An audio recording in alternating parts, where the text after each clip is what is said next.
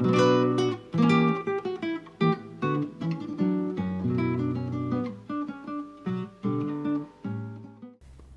dia a todos e a todas. É uma imensa satisfação estar presente aqui, participar desse importante evento hoje, com pesquisadores, técnicos, professores de língua portuguesa, né, de escolas públicas do país todo. É com imenso prazer que eu anuncio a palestra intitulada Os 5 Grandes Desafios do Ensino da Língua Portuguesa, que será pronunciada pelo pesquisador e professor doutor da Faculdade de Psicologia e Ciências da Educação da Universidade de Genebra, na Suíça, Joaquim Dols, precursor do trabalho com gêneros textuais e um dos inspiradores da metodologia criada pelo programa Escrevendo o Futuro. Lembro que, ao final da exposição dele, teremos um tempo para que o professor Dols responda a perguntas dos participantes, dando início à conversa com o público. Para isso, estarão sendo distribuídos daqui a pouco, impressos específicos para recebermos as questões. Solicitamos que as pessoas que formulem as perguntas se identifiquem escrevendo o nome completo, a cidade e a instituição que representam. Os internautas que estão nos assistindo também poderão enviar perguntas na própria página da transmissão via internet. Professor Dols, é uma honra recebê-lo em nosso seminário. Obrigado. Se entende? Sim. Bom dia a todo mundo.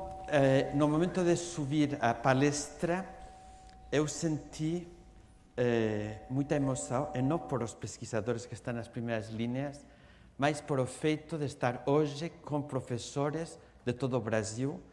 E eu queria começar dizendo aos organizadores, a Fundação Itaú, o SEMPEC, a Olimpíada da Língua Portuguesa, que estou muito agradecido, muito feliz de estar aqui com vocês, porque eu quero fazer parte do movimento da Olimpíada da Língua Portuguesa e eu estou aprendendo português com a Olimpíada da Língua Portuguesa e me sinto muito tranquilo porque os professores sabem o que é o problema de aprender a falar e a escrever em português e vocês vão a perdonar todos os meus erros, ao contrário, eu vou ter muitos e-mails para a melhorar o meu português.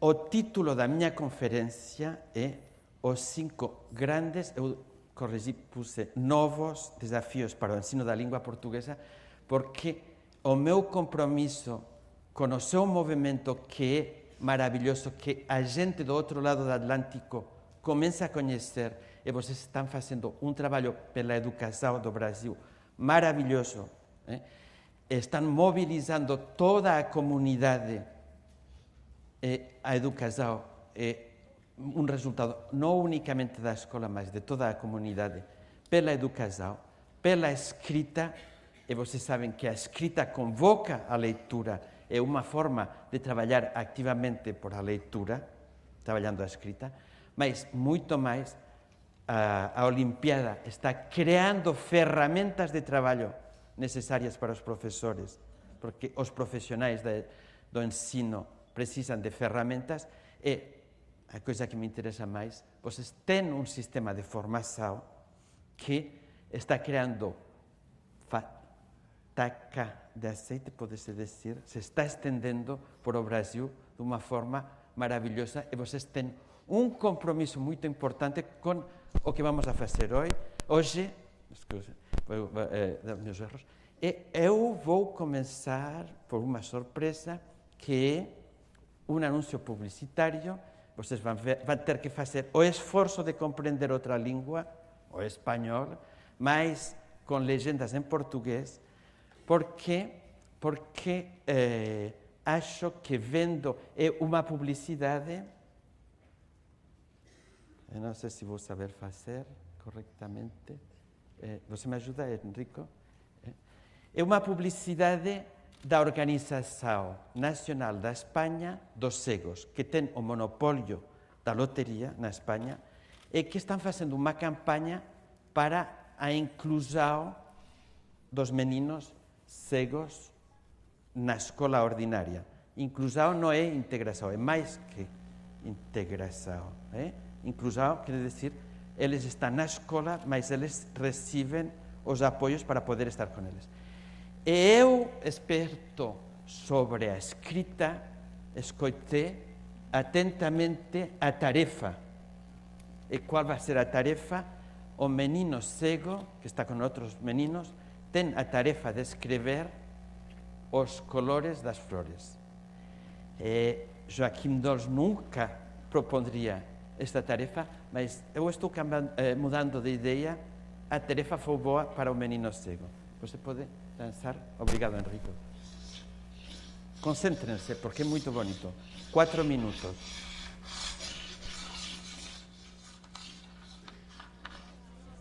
Bien, chicos, silencio ya.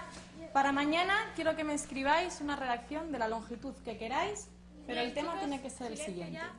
Los colores de las flores. Una redacción de la longitud que queráis, pero el tema tiene que ser el siguiente. Los colores de las flores. Okay, now close your books, pick your things and line up.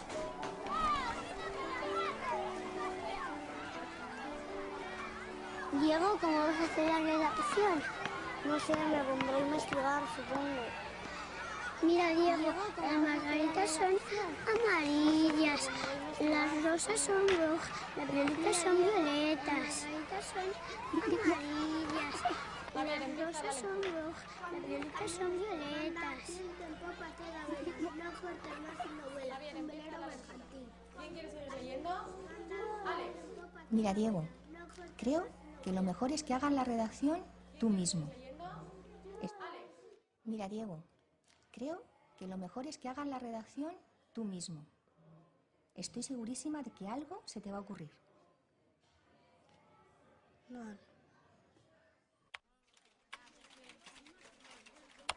Color. Buscar componente. El color es una percepción visual que se genera en el cerebro al interpretar las señales nerviosas que le envían los fotorreceptores de la retina. ¿Fotorreceptor? Los colores de las flores, ¿eh? Pues a ver cómo sales de esta. Y entonces el caracol y el pajarito se pusieron a discutir quién se quedaba con la flor. Y el pajarito A ver, le dijo... mamá, repíteme esa parte. El caracol y el pajarito se pusieron a discutir quién se quedaba con la flor.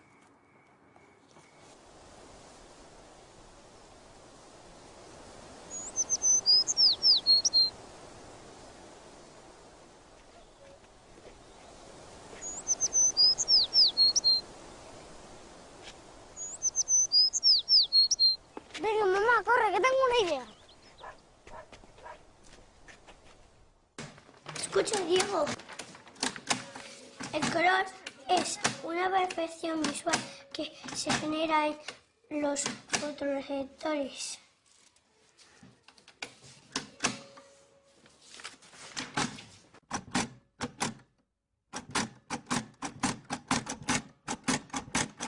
Las amarillas son las margaritas, que tienen un tallo muy largo. Mi hermana la usa para jugar al me quiere, no me quiere. Mi madre dice que no las arranquemos, porque son difíciles de encontrar. Muy bien, Javi, quizá un poquito larga. Bien, ¿quién quiere salir ahora a leer la suya? Diego, ¿te animas tú? Venga.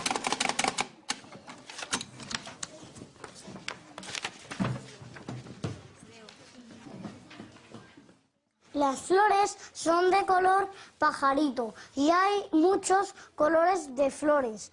Por eso hay tantos pajaritos, porque hay un pajarito para que cada flor tenga su color. También hay flores color abeja o color vaquita del campo. En el campo de...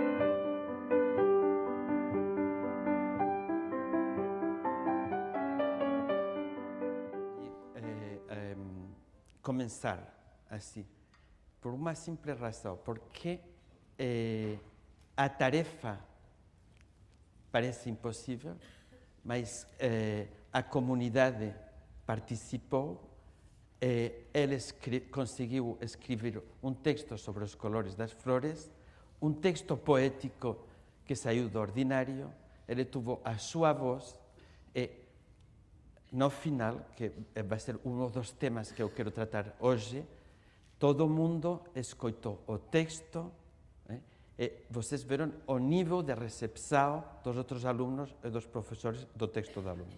Mas eu vou volver sobre o tema, vou apresentar o plano da conferência, eu vou começar por recordar os grandes princípios do ensino da escrita da Escola de Genebra, de forma simple.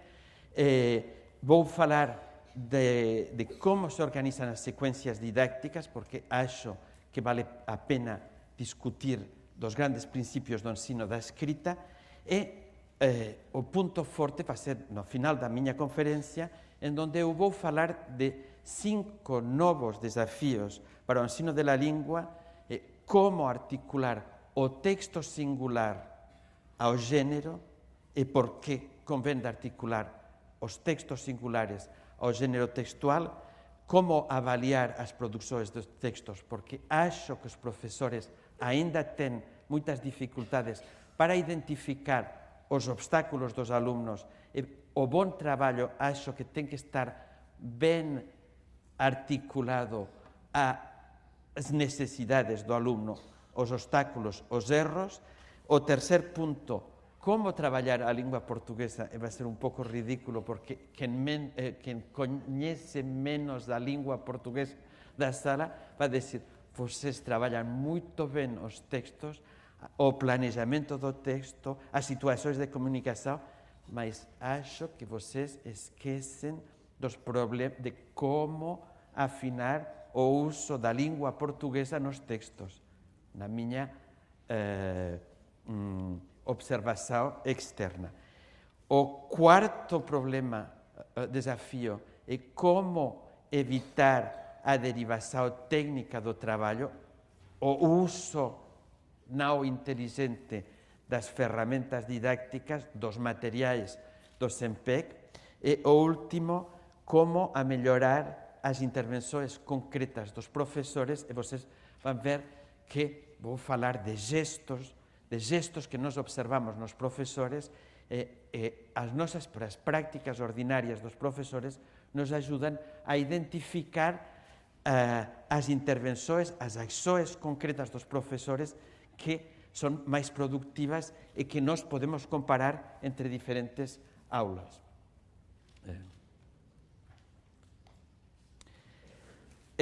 Por que nós trabalhamos sobre gêneros? Porque em todas as línguas a diversidade de textos é muito grande, e quando a gente fala de um texto, vai falar de um artículo para apresentar um tema do saber, um conto, uma legenda, na sociedade identificamos os textos por os gêneros. A gente se representa os textos por os gêneros. O gênero, a reflexão sobre o gênero nos ajuda também a situar os textos nas práticas sociais de referência. Se eu falo da poesia de cordel, que é um gênero exclusivamente brasileiro, vocês podem inclusive imaginar em que lugares a poesia oral do cordel se pratica. E nós consideramos que o gênero é uma unidade de ensino integradora que pode ajudar a lançar projetos.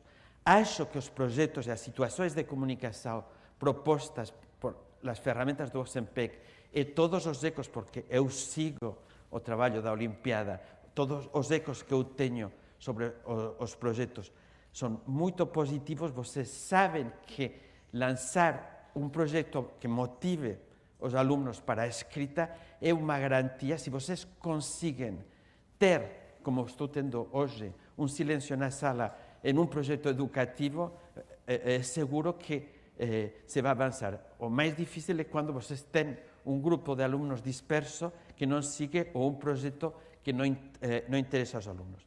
E os proxectos lanzados sobre os géneros aseguran a motivación e ten un sentido para os alumnos. E nós proponemos un traballo que teña sentido. Eles saben por que están traballando sobre a escrita e a leitura a partir dun traballo sobre un género. As principales características do género, a primeira, formuladas de maneira simple, é os conteúdos temáticos. É importante decir que cando vocês traballan na escrita ou traballan nun género oral, o que a materia, os conteúdos, o suxeito é importante. E que se o alumno non ten nada que decir, o texto vai ficar vacío. E que a primeira coisa que nós traballamos, o que facía o menino cego, se documentar, se informar con todas as dificultades do menino que non pode ver os colores, que son os cores das flores. Disculpen por o portuñol, mas estou improvisando algunhas veces, sai palabras viaxeras do outro lado da fronteira. Os conteúdos temáticos, a primeira condición para poder escribir é ter alguma coisa que dizer. O problema é que talvez o menino ten, o alumno ten alguma coisa que dizer e o profesor está pensando na forma e no conteúdo. E temos que ligar forma e conteúdo, a materia é importante, eles se ten que preparar, ten que dominar ou desenvolver os conteúdos. A segunda, que vocês traballan moito ben, é a planificação, o planejamento, a organização do texto, e todos os trabalhos que eu vejo nas escolas brasileiras sobre a organização dos textos, vocês sabem perfeitamente que trabalhando pouco, mas descobrindo o género, eles aprendem a organizar as partes do texto melhor. É a segunda. A terceira, a textualização, que é o uso da língua portuguesa no texto, aí eu tenho as minhas reservas, porque acho que será um dos desafios do que vou falar. Mas o género implica uma reflexão sobre situações de comunicação, sobre os conteúdos temáticos, sobre a estrutura do texto, a textualização, os recursos da língua, e eu acho que temos hoje que falar de un cuarto punto, que é a multimodalidade. Por qué? Porque en un texto escrito, sempre, ou moito a menudo, ten imagens, ten esquemas, mas agora traballamos con internet, o oral implica os gestos, a mímica, e temos que traballar tamén no seminario sobre a escrita, mas na escola temos que desenvolver tamén a fala, e a fala en público, e que a fala é unha condición tamén do desenvolvimento da escrita, e que algunhas veces os alumnos na leitura non comprenden, ou que tampouco comprenderían se vocês pasasen un film ou un reportaje ou unha exposición oral. E temos que traballar tamén a comprensión e a produción do oral, que é importante no desenvolvimento da língua portuguesa. Mas vocês sabem que a articulação do texto e da imagem é importante, e que os códigos semióticos que se implican en un texto, ler unha carta, un esquema, unha fórmula, tamén pode presentar obstáculos e dificultades, e temos que traballar con elas. O modelo didáctico do género, o Brasil progrediu moito nese sentido, e unha vez que nós decidimos traballar os colores das flores, unha descripción, un texto poético, un relato histórico, como Farrapos no poder, historia ilustrada do Río Grande do Sul. Vocês coñecen todos a historia, o único que non coñecía os farrapos ou farrapulles. Sí. Era eu, agora sei que eran os farrapos de de Río Grande do Sul. Mas un relato histórico, como se organiza, como no momento en que vamos a traballar na escola, nós precisamos unha análise a priori das características do género para saber escoller o que vai ser máis productivo e saber transformar da práctica de referencia de fora da escola, escoller o que será máis productivo para o traballo. Aí pode ser, vocês non poden ler, tanto preparar os conteúdos temáticos, falei, os organizadores do texto, a planificação, as unidades lingüísticas. O que é máis importante é que cada género textual presenta aprendizagens específicos e que uma das apostas tanto da Olimpiada da Língua Portuguesa como da perspectiva que nós defendemos no ensino da escrita e da leitura é que non se aprende a escrita e a fala en geral, se aprende en função de situações de comunicação e tem aprendizagens específicos. Se vocês tivessem que ou decidem ensinar a escrita de um relato histórico para falar do passado do Brasil, provavelmente trabalhariam o pretérito imperfeito, o pretérito perfeito, mais outros tempos, e vamos a ver un pouco exemplos concretos de que unidades lingüísticas convendría traballar con o relato histórico. Mas aquí teño dois, e uno está escrito en presente narrativo e outro pretérito imperfecto e pretérito perfecto. Digo o término ben. Mas ten outros tempos. E vamos a ver iso pouco a pouco. E o análisis a priori ajuda ao desenvolvimento do texto. As secuencias didácticas é o dispositivo que nós aconselhamos desde 30 anos na Suíça e que é o modelo das ferramentas de traballo do SEMPEC. Os materiais siguen unha idea de, en lugar de unha unidade de traballo, unha serie de actividades, unas detrás das outras. Por quê? Porque a progressão non se realiza de maneira aleatoria, precisa seguir etapas e o planejamento, os proxectos de traballo sobre os géneros sempre anticipan as etapas de traballo. O esquema aquí é o esquema geral dunha secuencia didáctica que acho que a maioría de xente simplemente recordo, estou practicando a memoria didáctica, o que vocês coñecen, é lanzar un proxecto fundamental para a motivación. Vamos a ver que tipo de proxecto. Crear unha tarefa, unha situación, está en francés, mas vocês son moito inteligentes. Lanzar unha situación de comunicación con unha produción inicial. Por qué? Desafío. Antes de ensinar, convén saber cuáles son as capacidades do alumno para ver como traballar, para adaptar o ensino á situación do alumno. Para nós é un momento fundamental porque o ensino se encarna, se sigue as necesidades que nós observamos para os alumnos. É particularmente importante no Brasil porque as diferencias de un menino de unha escola privada no bairro de Pinheiros, onde estamos, e dun menino na cidade de São Paulo, no bairro de San Miguel, é bastante grande.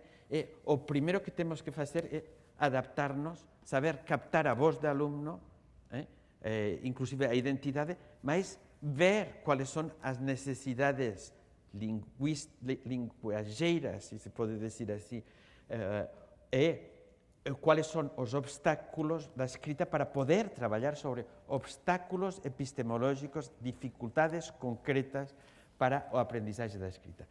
E a secuencia non é unha figura onde vemos todo a vez, se traballa por etapas, é unha organización con módulos que non son aleatorios e que na medida do possível, se antecipa que pode servir de base para a etapa seguinte.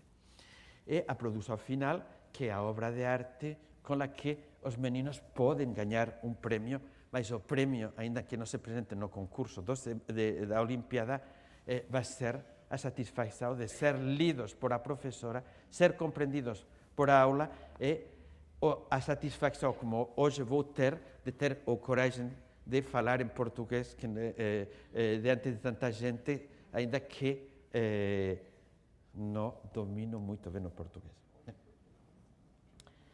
Vamos a passar rapidamente por os pontos importantes. O primeiro falei, a nossa oposição é o trabalho centrado na frase, porque a comunicação não funciona. Nós não nos comunicamos nem oralmente, nem por escrita, nem a escrita com frases isoladas. Isso não quer dizer que no trabalho gramatical se possa fazer uma reflexão sobre a língua a partir da frase. Mas quando vocês trabalham a leitura, e quando vocês trabalham a escrita, e quando vocês trabalham a fala, vocês trabalham em unidades ligadas à comunicação que são muito mais amplias e que nós chamamos textos. É a unidade funcional da comunicação, não vou insistir. Segundo ponto, mais importante ainda, a diversidade.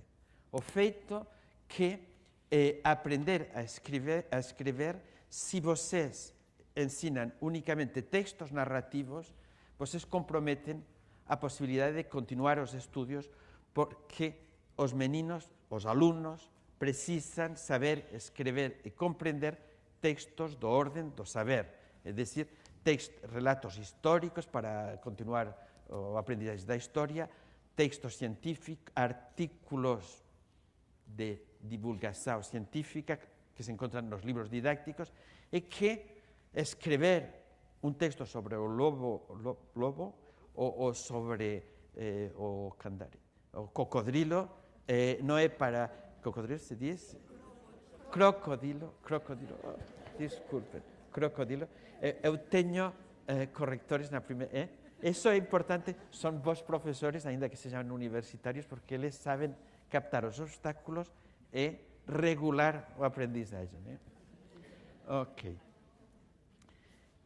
Não se aprende a escrever em geral, é que o trabalho sobre a diversidade é muito importante em dois sentidos. Por um lado, a focal, nos centramos nos problemas, os aprendizagens específicos do relato histórico. Se vocês querem trabalhar, vou ler um fragmento. Na madrugada de 20 de setembro de 1835, os rebeldes farroupilhas atravessam a ponte da Zema, põem o presidente da província a correr e dão a partida para a mais longa guerra civil da história do país. Entre a invasão de Porto Alegre e a assinatura de paz de Ponte Verde, em 28 de fevereiro de 1845, transcorreriam 3.466 dias, durante os quais morreriam entre 3.000 e 5.000 pessoas. Qual é o tempo verbal da base do relato histórico? Poem e presente narrativo.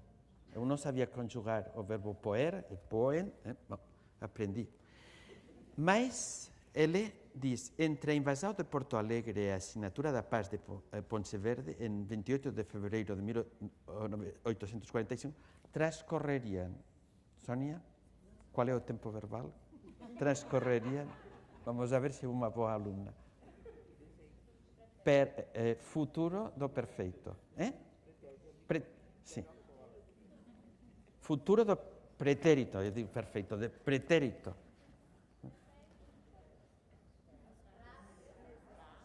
No, transcorreriam. Entre o 28... estamos na aula, agora estamos na aula. Entre o 28... E por que não escreveu no presente, está a escorrer. Sim, mas se pode também no presente. E o que ainda, o futuro do pretérito se utiliza, eu tomei 2 relatos históricos e teño nos 2. É unha regularidade do género. Mas, a partir de certa idade, os alumnos têm que compreender por que, em alguns casos, as mesmas frases do texto podem utilizar o presente narrativo. Que diferença tem entre o presente narrativo e o presente de outros textos? Porque é o passado, mas se escreve no presente. E no fragmento poderia ser vou ler no presente, entre a invasão de Porto Alegre e a assinatura de paz de Ponche Verde, transcorren 3.466 dias, durante os quais morren entre 3.000 e 5.000 pessoas. Pode-se utilizar. Mas que efeito de sentido tem se eu utilizo transcorreriam? É verdade que para Joaquim Dors, que está começando o português, não sei se eu tenho nível para estudar o futuro do pretérito, mas acho que o efeito de sentido vale a pena que eles sentam as imensas possibilidades que tem com a língua portuguesa para ganhar o prêmio da Olimpíada, mas não somente para ganhar o prêmio da Olimpíada, é para compreender, porque a leitura, meus amigos, é compreender o outro que escreveu, é um diálogo com o outro, e para compreender é o efeito de sentido particular. Esse fenômeno é um fenômeno que vocês vão poder estudar em textos, em gêneros narrativos e não outros. De acordo.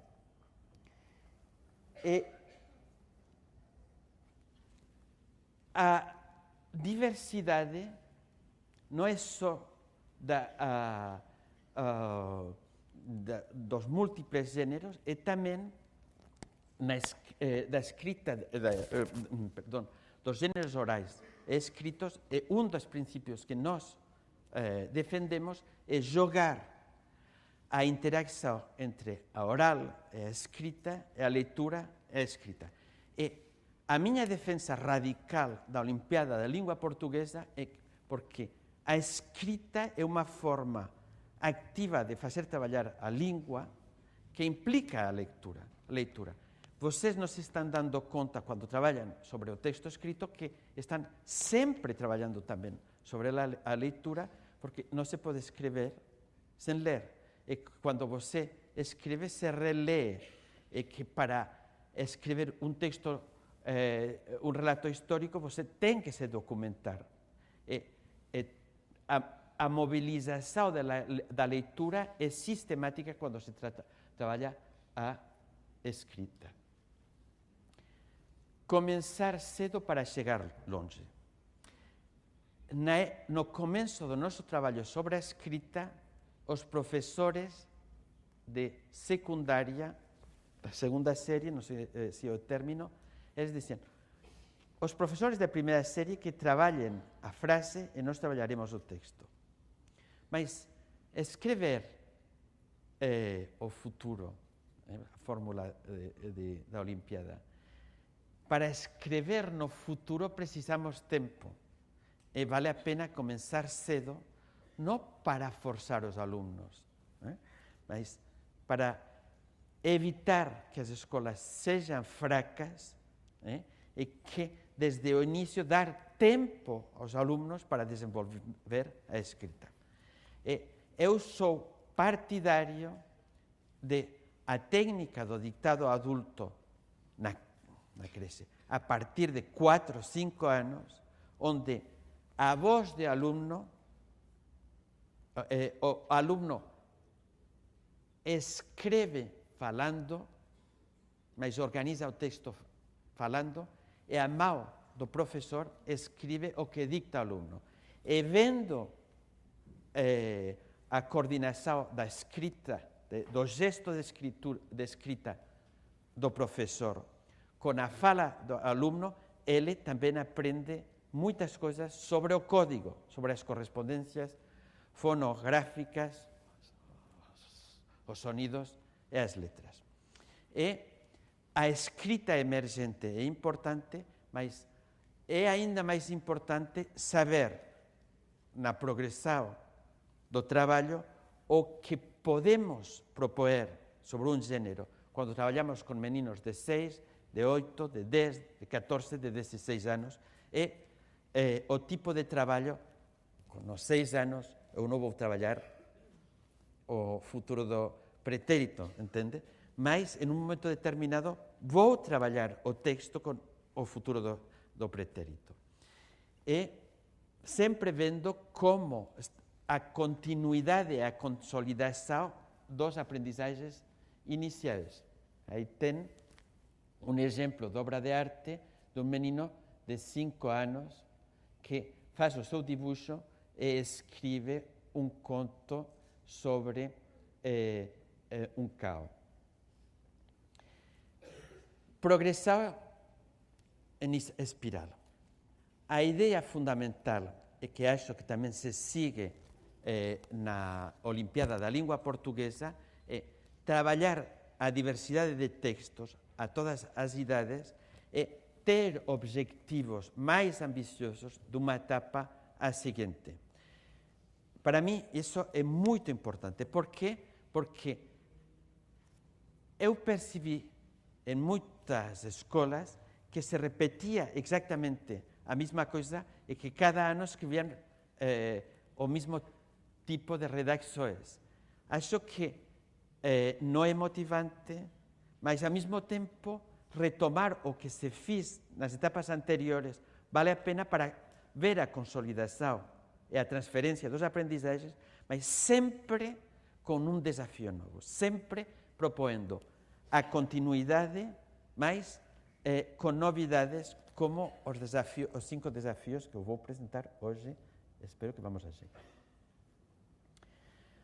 A base de uma sequência de ensino é começar trabalhando em situações de comunicação onde o aluno trabalha em toda a sua complexidade. A tarefa é clara, ela tem que escrever uma carta, tem que escrever um relato histórico, tem que escrever um poema, e vamos a ver, sem ensino, o que ele faz.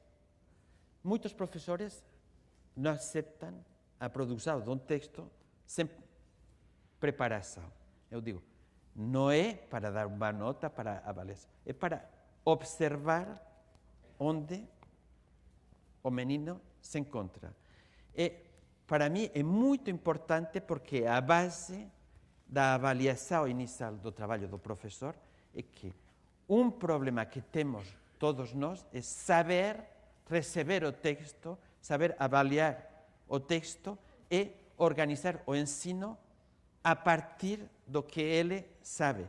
Nunca o aluno é uma tábula rasa. Tábula rasa, em português, se compreende, sempre sabem alguma coisa. Sempre sabem alguma coisa. Imaginem vocês, eu sou autodidacta em português e começo a saber alguma coisa. Os meninos portugueses, brasileiros, têm mais potencialidades que eu. Eu comecei com a Olimpíada ainda, não domino bem o português, e eles progrediram. Mas, quando nós vemos o que eles são capazes de fazer, quando eles escrevem um relato histórico, ou quando eles escrevem uma carta ou outro gênero textual, então nós podemos ver as grandes dificuldades e o problema do professor é escolher 3 ou 4 pontos básicos que vão a poder descompor, desconstruir, se pode dizer, a deconstrução, é como a arquitetura moderna, em elementos mais simples para fazer exercícios. A ideia de Joaquim Dor sobre os exercícios. Os behavioristas faziam muitos exercícios estruturais, de repetição, para aprender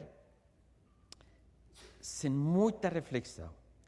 algumas vezes o exercício de repetição pode criar um automatismo, mas eu não sou dessa corrente, ainda que eu defendo os exercícios, as tarefas.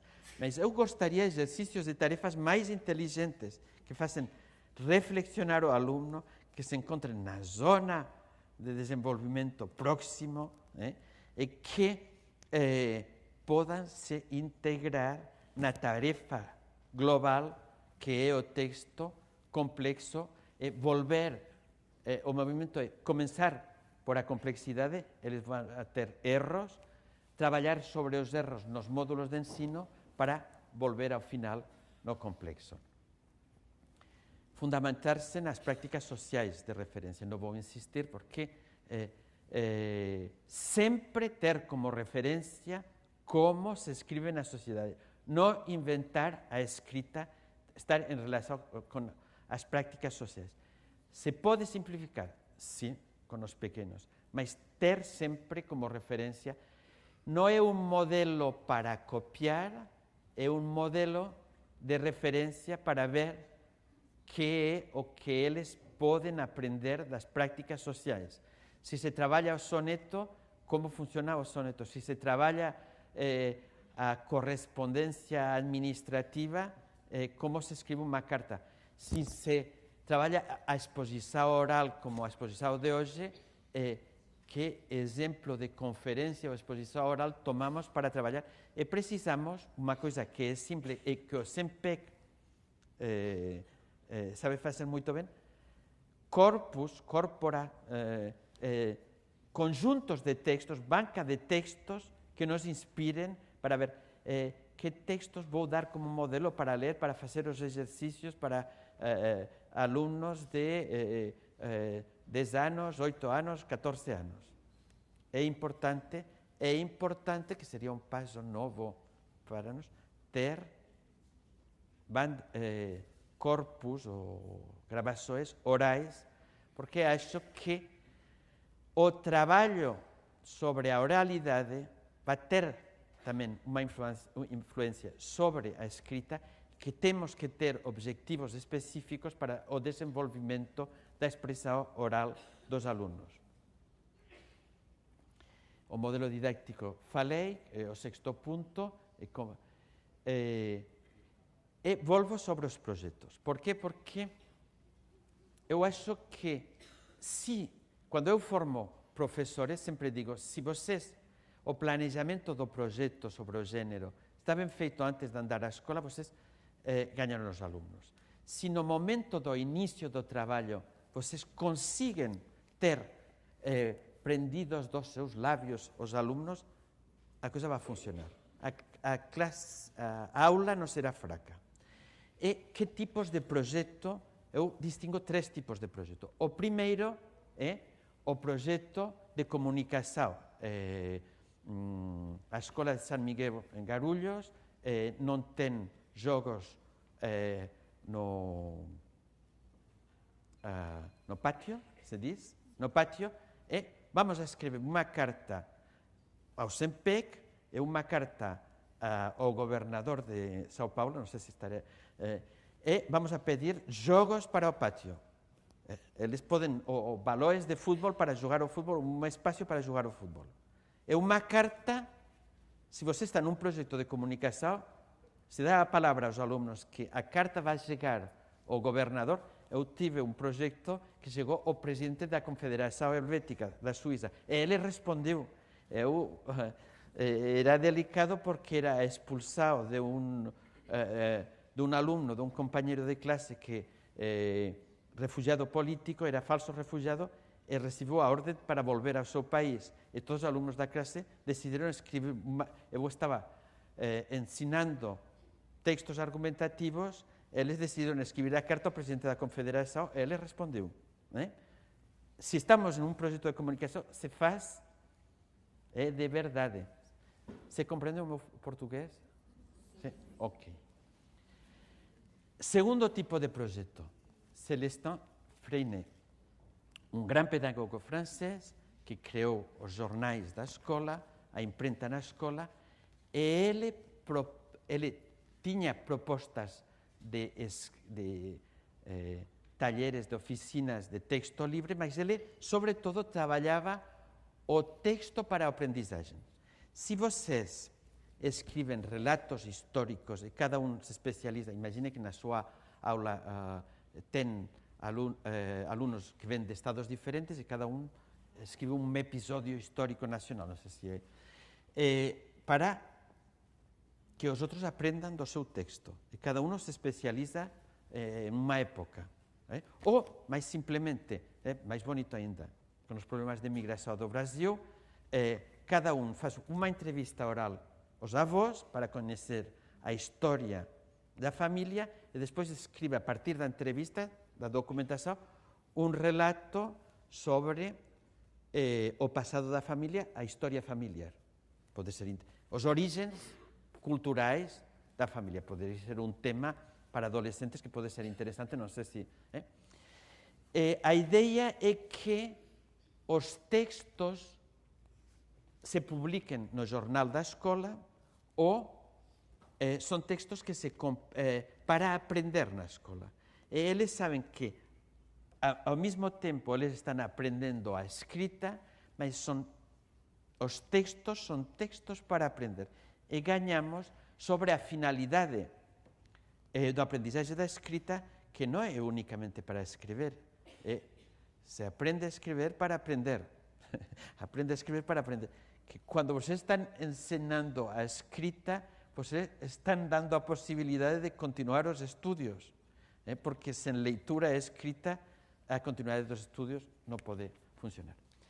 E o terceiro tipo de projeto é se uma das professoras de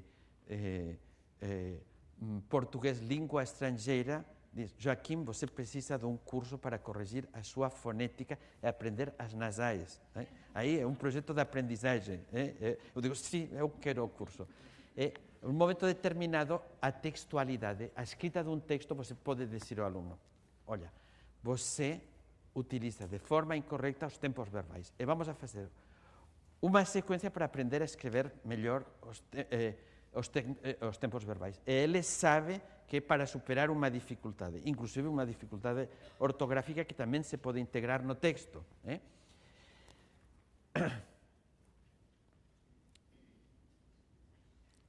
Vou avançar.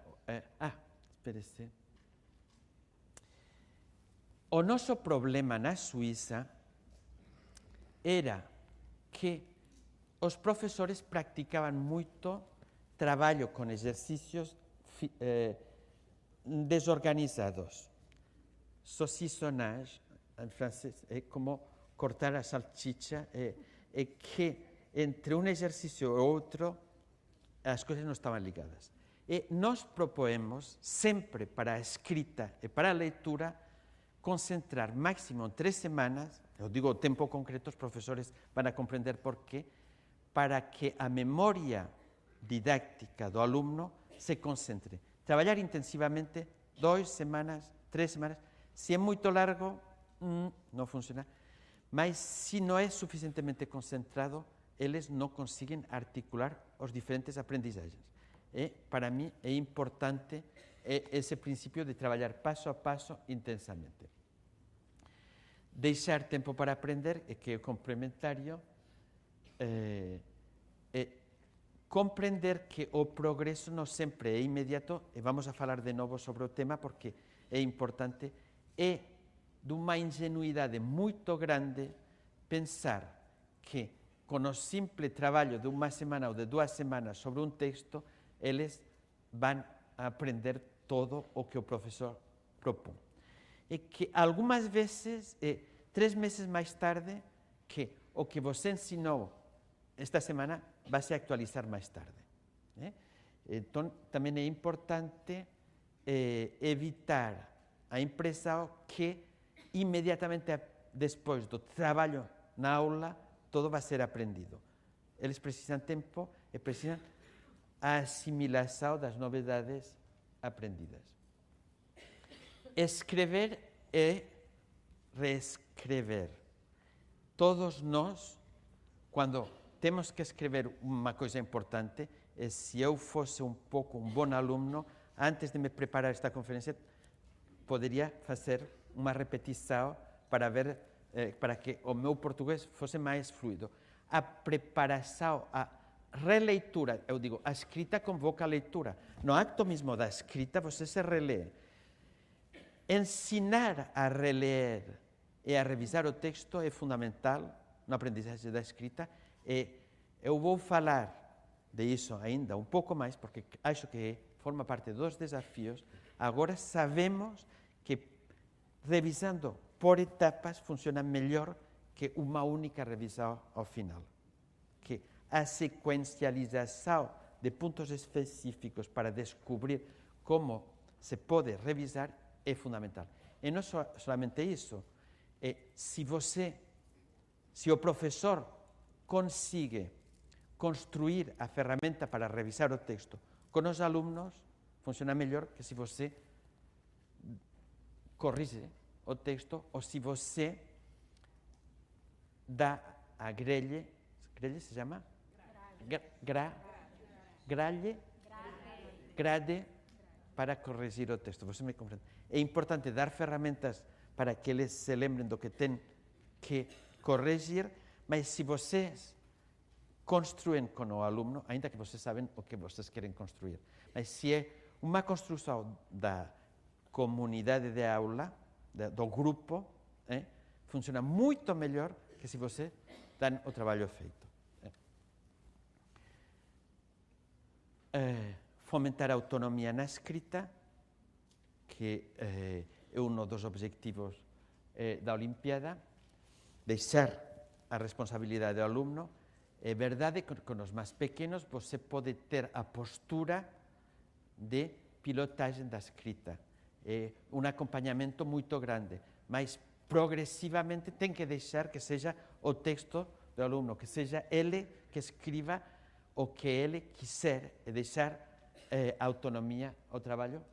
E, finalmente, apoiar a criatividade, que também, pelos textos que eu pude ler produzidos na Olimpíada da Língua Portuguesa, é um dos objetivos, e também acho que se toma em consideração no momento de premiar, de valorizar o trabalho final, porque ainda que eles estão aprendendo a escrever não por o prêmio da Olimpíada da Língua Portuguesa, o feito do reconhecimento da produção é fundamental para que eles continuem a ter bondade de escrever.